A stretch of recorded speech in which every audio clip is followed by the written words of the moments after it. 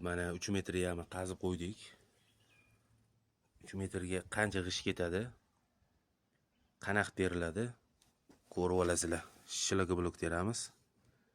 Ketdi.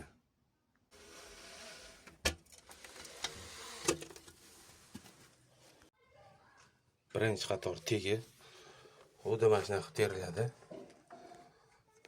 Hech qanaqa rastor solinmaydi tegiga. Shu o'zini tekis qilib qo'yib olasizlar, aylana qilib.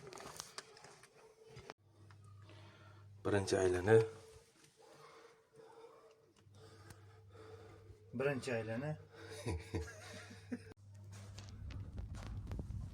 Ishlarning orasi 10-12 har xil ochiladi. Mana ko'rinayotgan bo'lsa, teshik bir-biriga ildirib suvni tortib ketish uchun. Mashina qo'yib yuborasizlar.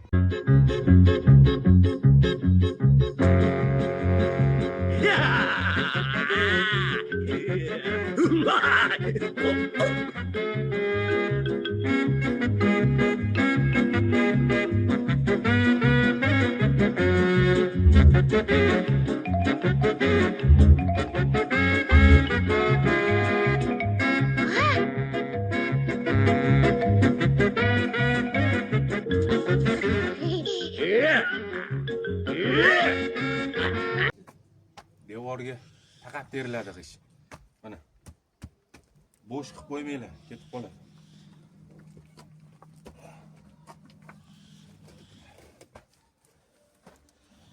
Mana shu joyda to'xtatamiz.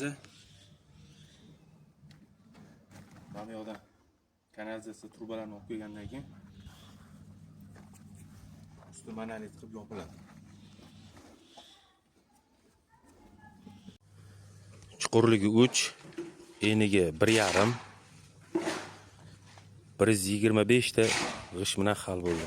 Odamlar fahmmas. Bular bo'lmasa gapirishmaydi.